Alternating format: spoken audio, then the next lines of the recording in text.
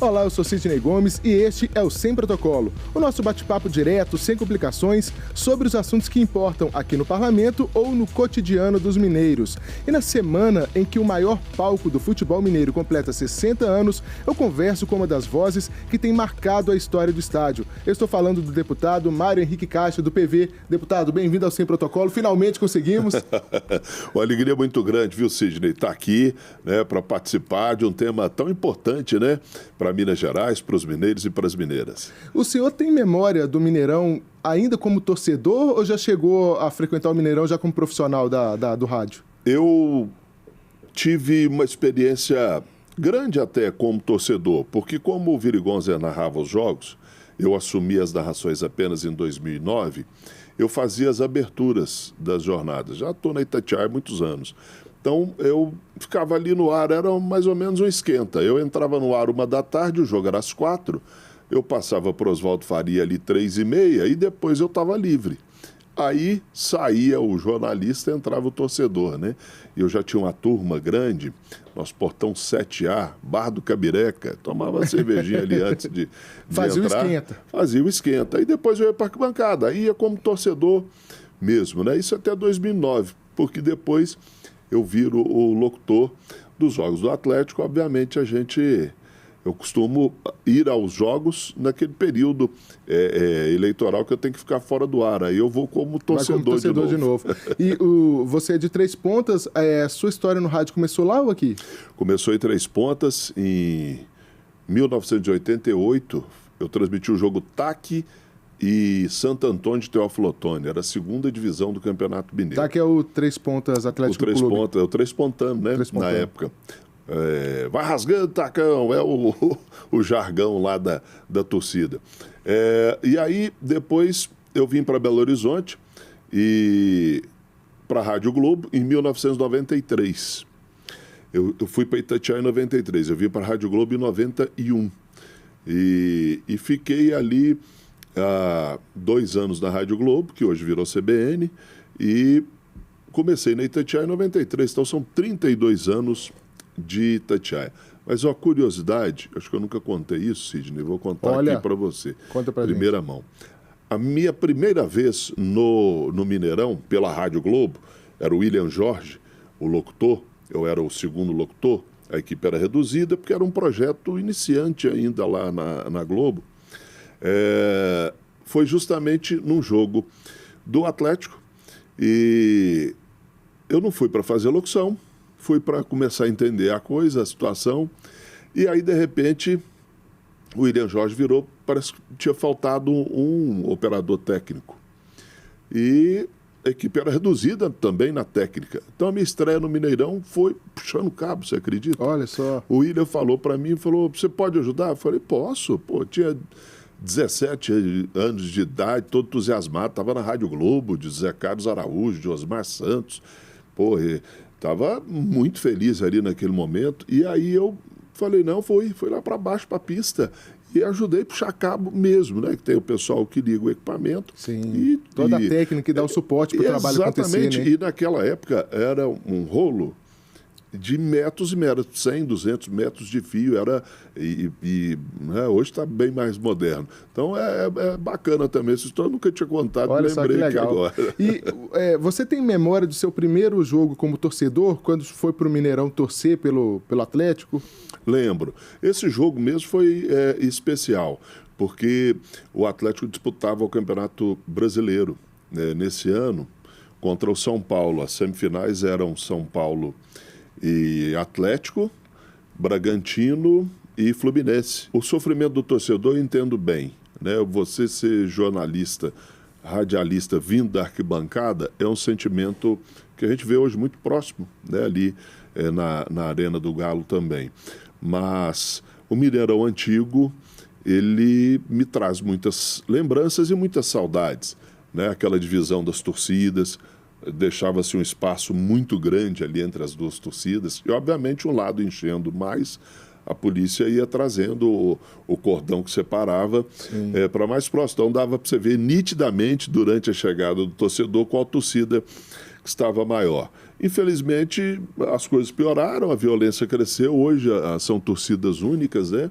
Mas é uma época saudosa, né, do nosso futebol, desse Mineirão antigo, com as bandeiras, com os gritos, Você era acha muito legal. que essa questão da torcida, do jogo poder ter duas torcidas, que isso volta um dia, é uma tendência mundial? Acha que o Estado dá conta de garantir a segurança nesses casos? É muito complicado, porque nesse último clássico, né, o próximo vai ser no Mineirão, no aniversariante, mas terminou o jogo, eu já estava em casa, 1h da manhã, começa a chegar a notícia que teve uma briga no Barreiro. Então, quer dizer, a violência, ela está... Não está restrita ali ao estádio, não está, né? Exatamente. Então, eu acho que há que se ter um controle, é uma coisa que eu acho que é legal e tem que ser pensada, porque no Independência, por exemplo, tinha Atlético e Cruzeiro. Você colocava a torcida do Atlético embaixo, mandante, e a torcida do Cruzeiro em cima, não vai dar legal. O que tiver lá em cima vai cair. E vice-versa, porque é costume, é a rixa, é tudo que envolve um grande clássico. Agora, eu acho que do jeito que era antigamente, bem separado, bem policiado, eu acho que tem condição sim, porque é uma festa, né, o clássico. Ô, deputado, e no Mineirão Antigo, você acompanhava os jogos de onde? Da arquibancada, geral ficava ali perto da organizada? Onde o senhor gostava de ver? Eu ficava ali quase que em frente às cabines, no primeiro lance, né? Comia o tropeiro? Comia o tropeiro. O tropeiro era de lei, né? E aí, normalmente com muitos amigos, bora de buscar cerveja, né? Uhum. Aí 4 copos de cada lado. Quase que não tinha mão para tudo, né? E vinha o amigo que tinha pegado do dinheiro ali, trazendo salvando cerveja, o bife do tropeiro para ninguém pegar, né? Salvando o bife do tropeiro. e era muito legal esse esquenta. E esse lugar que eu ficava ali na Galo Prates, né? Onde eu tenho amigos até hoje. E a Galocura bem à direita ali, dava para a gente escutar bem a força da torcida, do grito. A gente via também as confusões, o empurra-empurra. O Mineirão piorou, não. Eu acho que as coisas evoluem e tem que acompanhar a tecnologia. A época que eu ia era que bancada, cimento. Né? Hoje nós temos aí o famoso padrão FIFA, né? Sim. É um estádio legal, eu gosto de trabalhar lá. Os maiores títulos do Atlético foram ali. Você falou dessa coisa dos estádios padrão FIFA, né? Uma das críticas é a elitização do futebol, com os ingressos mais caros, até para manter esse padrão, né? O senhor acha também que isso é irreversível? Os projetos de volta de uma geral, por exemplo, podem ajudar nesse sentido? O futebol ficou muito caro, né? Ele nunca foi barato, mas hoje ele está muito caro. Você vê que grandes potências aí passam por dificuldades. E vamos aqui no nosso lado bem caseiro, né? Recentemente, o presidente da SAF do Cruzeiro reclamou, falou, poxa vida, tá aqui, tô ok, eu vou continuar, tá tudo beleza, mas o trem é caro, hein? Outro dia, a SAF do Atlético também teve dificuldades com o pagamento de salário. Né? São duas potências, né? E aqui todo mundo sabe de quem a gente está falando, o Pedrinho. Sim. E do Rubens Menin. Então o futebol é muito caro. Antigamente, Sidney, o Atlético viajava, era um ônibus do Atlético para chegar no estádio e uma van atrás. Ônibus para os jogadores, comissão técnica, a van ali, roupeiro, com material e tal. Hoje são 2 ônibus e 2 vans que eu vejo chegando no estádio. Um staff... Quer dizer, é um staff gigantesco. Então, e aí engloba todo esse staff da medicina, que também evoluiu. Hoje os caras são muito analisados, a própria imprensa... Tem métrica e estatística para tudo ali de cada jogador, né? E eu cito aqui, com toda certeza, a TV Galo, que faz um excelente trabalho, por sinal.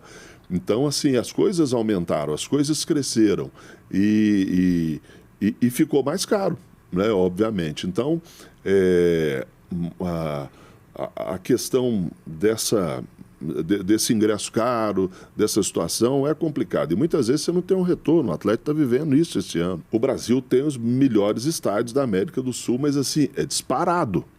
Quando você vai jogar fora do Brasil, o Galo vai agora a La Paz. São estádios antigos, sem reformas.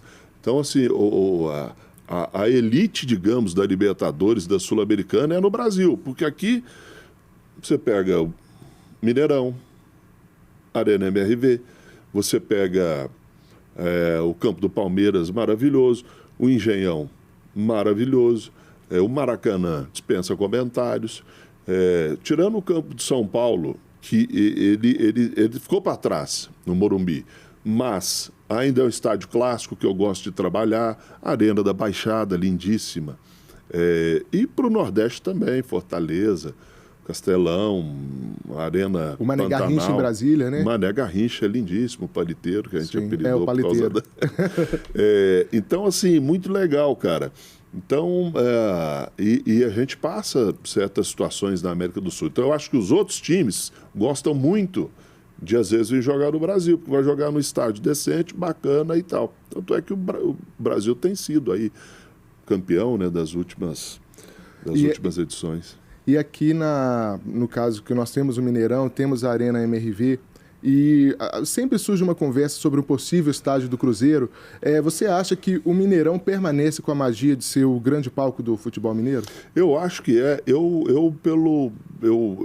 acho que eu penso diferente de algumas pessoas, alguns torcedores às vezes, porque eu não tenho absolutamente nada contra o Mineirão.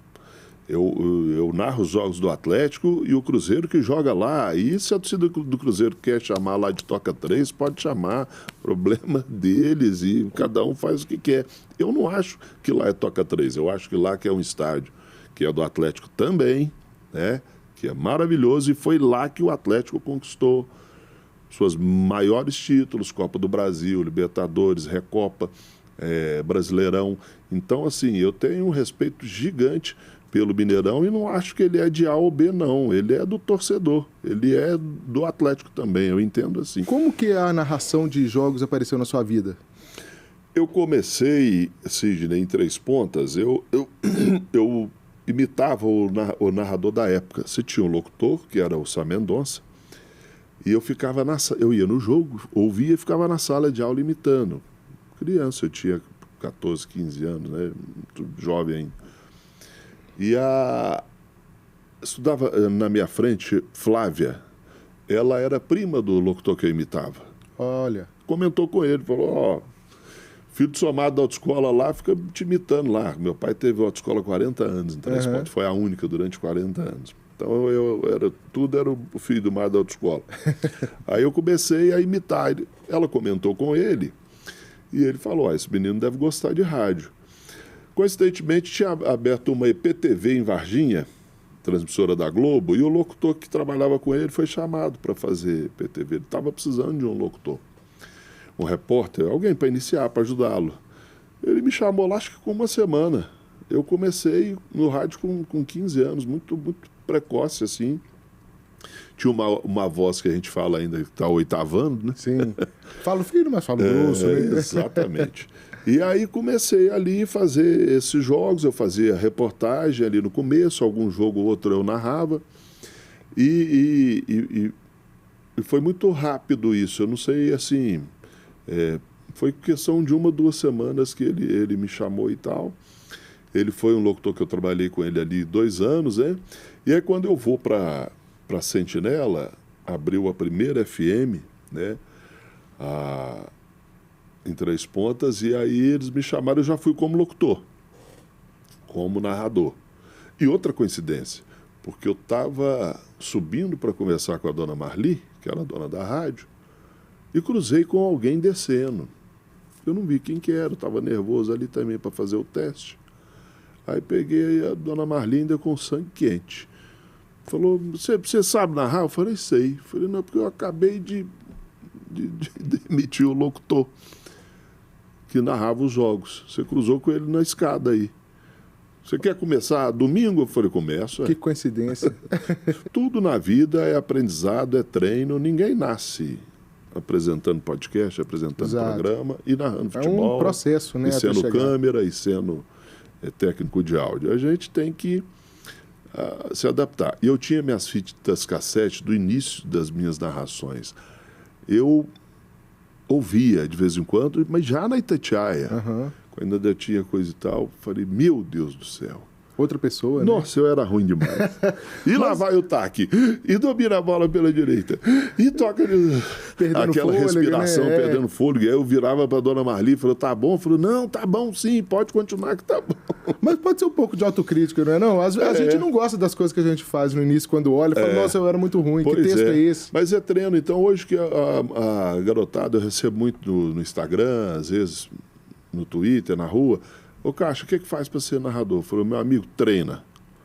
Se você está aí com 16, 17 anos, quer ser narrador, teus amigos vão jogar bola? Vai. Você não joga, não. Você vai ficar do lado de fora. Baixinho ali, ó. Senta num lugar isolado e fica. Vai pela direita, vai pela esquerda, vai pela direita. Treina debaixo do chuveiro, vê um jogo em casa, abaixa o som, vai narrando. É só treino. Obviamente, uma boa voz ajuda. Mas tem locutores que fazem sucesso e não tem uma voz assim...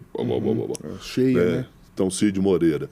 Mas a voz ajuda, mas não é uma coisa que, sabe, eu tenho a voz mais ou menos, não vou. Pode. Às vezes você pode ser rápido, você pode localizar bem a bola. Exatamente, criativo. O conhecimento do esporte ali que está narrando, né? No começo, você faz uma mistura dos seus ídolos. Eu lá em Três Pontas narrando, eu fazia mistura. Eu pegava um pouquinho do Zé Carlos de Araújo, um pouquinho do Viribaldo, um pouquinho do Osmar Santos e tal. Aí daqui a pouco você está falando os bordões dos caras. Mas quando você vem para Belo Horizonte, que você começa e tal, você falou, não, peraí, eu já estou numa rádio... Tá mais visado ali, né? A Rádio Globo, né, até em respeito ao nome, era grande, mas não tinha uma potência de Itatiaia e a Inconfidência também era gigante. Confidência chegava em lugares que a Itatiaia não chegava. Hoje com a internet todo mundo chega, mas nessa época não. E aí eu falei, não, vou ter que criar minhas coisas se eu quiser seguir em frente. E aí foi quando comecei a criar algumas coisas aí. E a gente... É diferente narrar um jogo qualquer, ou narrar também, de narrar um jogo do Galo, um jogo do time do coração? Não, o Atlético mexe demais com a gente, né? Tem jogo que eu narro, aí depois eu posto o gol no meu Instagram, o povo, não, você vai passar mal, você vai ter infarto. E duro é pai e mãe, né? O que eu tenho de mensagem da minha mãe aqui, meu filho, eu te vi hoje aqui no YouTube, uma hora você vai passar mal. Ela acompanha lá. Acompanha. Uma hora você vai passar mal, não fica preocupado desse jeito não. Eu falei, não mãe, tá controlado, eu tô fazendo minha caminhadinha, o coração tá acompanhado. Porque agora que a gente consegue ver o narrador, né, fica vermelho, a veia salta. Nossa, mãe, é demais. Treme. Muita emoção. E aí, pra você convencer pai e mãe que tá tudo legal, é complicado. Mas a gente vai tocando. Deputado, falando um pouco um pouquinho da política, não tem como dissociar o Mário Henrique Caixa, o grande narrador, do deputado. Como que isso se encontra no seu mandato, na questão das pautas, o esporte? O senhor já foi presidente da Comissão de Esporte aqui da Assembleia? Sim, já fui presidente. Hoje nós estamos na vice-presidência da Comissão de Esportes, lá com a liderança do nosso coronel Henrique. A gente tenta estar junto do torcedor, ouvir o torcedor, e as demandas são inúmeras, tanto da questão de trânsito para o estádio, tanto da questão da própria segurança, da presença de crianças e famílias hoje, porque os estádios também estão cada vez mais com crianças, com adolescentes e com mulheres nos estádios. São famílias que hoje vão aos estádios. A questão do trânsito, a gente tem entrado no entendimento de que as vias de ônibus sejam utilizadas por carros nos jogos, até no Mineirão, e principalmente no Mineirão. E o que a gente faz é ouvir o torcedor e tentar, de certa forma, dar eco nessas questões, mas principalmente da segurança. Falando do Mineirão, tem um projeto aqui que prevê essa retirada de cadeiras de um setor do Mineirão para uma possível volta do que seria geral antes, para baratear os ingressos. O senhor vê que a Assembleia e o Legislativo Mineiro pode atuar nesse sentido? Eu acho que pode, e eu acho que faz falta. Tanto o Maracanã também tinha essa geral, a Arena do Grêmio Antigo, o Estádio Olímpico também tinha essa geral, e o Mineirão tinha essa geral. E era romântico, era bacana. E assim, pelo que eu me lembro, eu não tenho dados estatísticos corretos, mas eu me lembro que dava menos confusão lá na geral né, no ingresso mais barato do que talvez onde o ingresso fosse mais caro. Era uma convivência ali, de certa forma, clássica, né, do futebol. O cara faz o gol, já vai comemorar lá atrás, perto da torcida. Era muito legal. Eu acho que sou a favor, como sou a favor também dessa área na própria arena, onde o torcedor se sente mais à vontade. Aí, obviamente, você coloca os torcedores de torcida organizada, como se diz, e aqui não tem como fugir, que é a loucura, que puxa o canto, e que bate o tambor, e que vão para cima deles galô. Então, isso tudo faz parte de um show, né, que é uma partida de futebol. Quando o narrador vira político, aumenta essa responsabilidade de ter esse olhar, né? Além das outras pautas, né? Tem saúde, tem educação, tem segurança e tem um esporte que provavelmente pela sua carreira é mais cobrado por isso. Não tenha dúvida. A gente passa a ser um termômetro do torcedor. E é em todo lugar. Você vai no supermercado, você vai atravessar aqui do meu gabinete no Tiradentes para cá, a hora que a gente atravessa, Caixa, e o Galo? Ô, Caixa, tá difícil, o ingresso tá caro, Caixa, não sei o quê. E passa a ser no cotidiano da gente, porque você é muito abordado aqui na Assembleia, a gente vê isso, né? Demais. Depois da internet, desde que tem internet, assim, o rosto das pessoas do rádio ficou mais... Antes devia ser até menos, né? As pessoas não te reconheciam, mas a voz entrega também, né? E, Sidney, dos dois jeitos, viu, meu amigo? O Galo ganhando, o cara quer...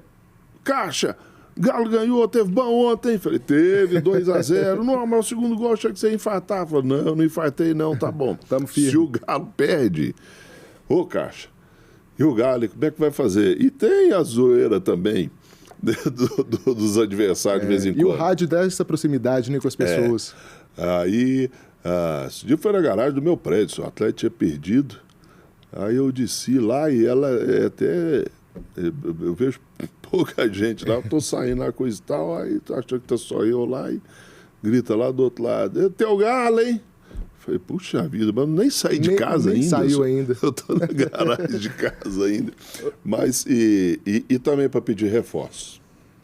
Ô, Caixa, você tem que falar lá. Falei, gente, dá a impressão que eu janto toda semana com a diretoria do Atlético. Exato. Você tem que falar lá, você tem que falar lá, fala com eles para fazer isso, para fazer aquilo. Falei, velho, eu não consigo. Uma coisa que é muito marcante na sua carreira são os bordões, né? Eu vou comentar alguns aqui, aí o senhor, se quiser falar de onde surgiu, se foi naturalmente, se foi espontâneo, se foi planejado. Bora, vamos fazer o ping-pong. Ping-pong. Eu quero Jô, eu quero já. Eu quero jogo, eu já. Foi o Jô, fez um dos gols da final da Libertadores. Tinha uma música que era...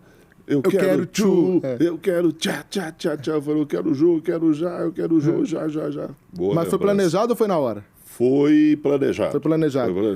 Tardelli. Tardelli foi na hora. Foi em 2009. Eu estava no jogo de estreia do Tardelli no Uruguai, Montevidéu. Tardelli fez um gol e eu, Tardelli. Fez o segundo gol e eu, Tardelli. Eu falei, esse trem ficou bom. Vou só aprimorar. Eu só pus mais um tanto de Isso foi na época quando você começava a pôr a música que você queria no celular. Uhum. Isso viralizou. E aí, de repente, eu estava andando na farmácia lá, parecia minha narração. Vira toque de celular, né? Toque de celular. Não, esse foi de maior sucesso, foi esse. E o Joga Muito o Tal do Hulk? Joga Muito o Tal do Hulk. Foi na hora também. Mas joga muito o Tal do Hulk. A gente tem esse negócio, né, de joga muito, né? É hoje que eu volto só amanhã. É hoje que eu volto só amanhã, é quando é bom demais, né? O Galo ganhou, arrebentou a boca do balão. Aí eu falo, é hoje que eu só volto amanhã. Eu volto nada, só sai, passa ali, como uma pizza, uma cervejinha de leve. Uma que a torcida do Atlético se identifica muito. Por que tem que ser tão sofrido? Porque tem que ser sofrido. E isso foi também no dia da Libertadores. A hora que eu olhei, 42 minutos do segundo tempo. Eu olho pro céu, né? Oh, meu Deus! Por que tem que ser tão sofrido? Foi. Não vai aguentar. Não vai aguentar também é boa. Porque é quando o atleta tá pressionando, não faz o gol. Também foi na hora. Foi na hora. Aí eu falo, eu tô achando que o Vasco não vai aguentar. E a sua marca, o Galão da Massa? Galão da Massa foi legal, também foi. Porque você tem Flusão, Timão, Corinthians, né?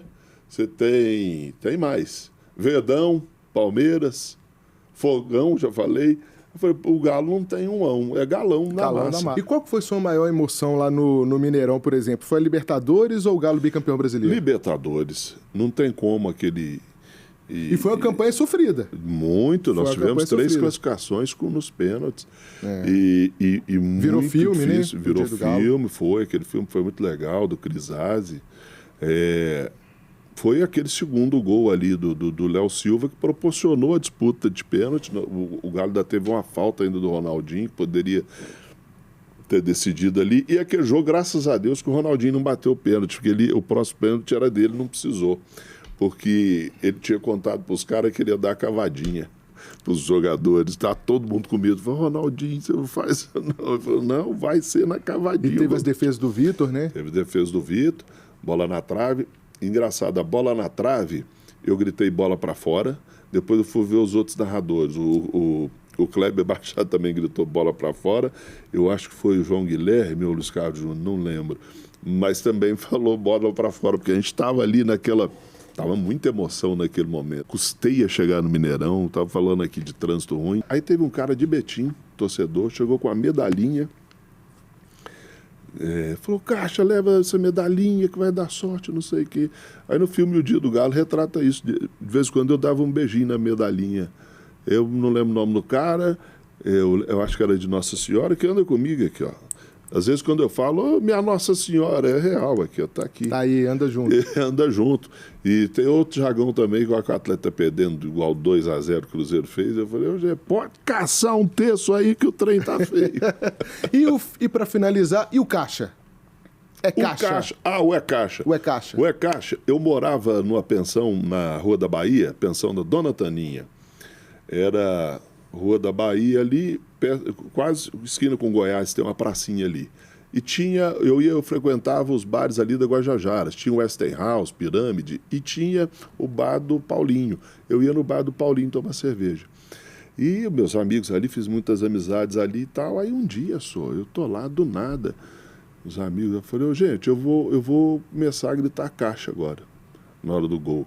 Eu falei, não, suspende o álcool. Que caixa, o que isso? Gritar Caixa, o que é caixa? Eu falei, não, o gol é uma caixa. O Reinaldo chuta pro gol, é caixa. A bola entrou na caixa, Entrou na caixa. Você tá ficando doido, isso não vai dar certo. Oswaldo Faria era o chefe. Chefe Durão, me ajudou muito. Mas foi importantíssimo na minha formação, mas era a moda antiga. Rigoroso, Tinha que pedir. Falei, chefe, peguei num diabão, né? Falei, Oswaldo, em vez de gritar gol agora, eu quero gritar Caixa.